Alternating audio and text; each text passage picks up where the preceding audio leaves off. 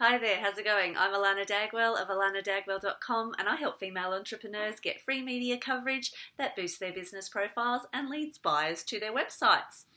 So here in Australia, our Prime Minister Tony Abbott has just been challenged for the leadership and he lost to his colleague Malcolm Turnbull.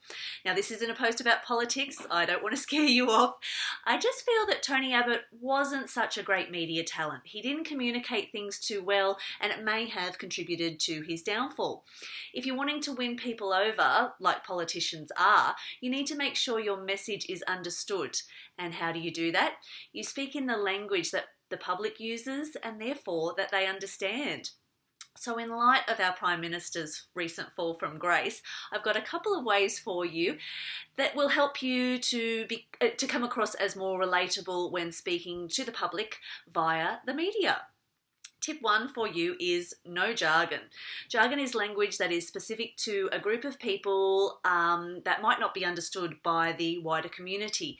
This typically relates to certain employment industries. Acronyms are also a form of jargon.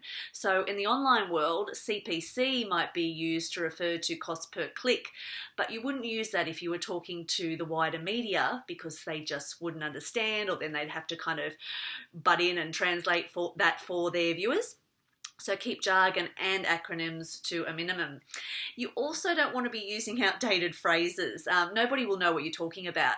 Tony Abbott was great at this and used the term have a Bex and a good lie down, which I only think Australians of my parents' age would understand because it was featured in a TV ad in the 60s.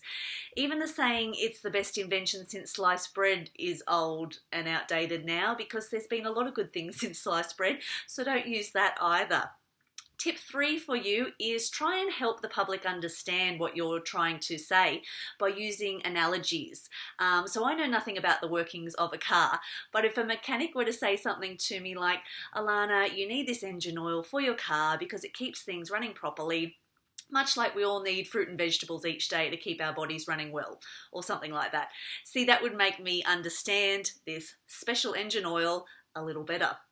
If you're unsure about whether you're raving on a bit too much with jargon in your media messaging, test your messages on someone who isn't in your industry and that should give you a pretty clear answer as to whether your messages will be understandable. So I hope you found this video helpful. If you're ready to get famous, visit alanadagwell.com and grab my free Get Famous checklist. If you like this video and you're watching on YouTube, give me a thumbs up and or subscribe to my channel. Thanks for watching and I look forward to seeing you in the news. Bye.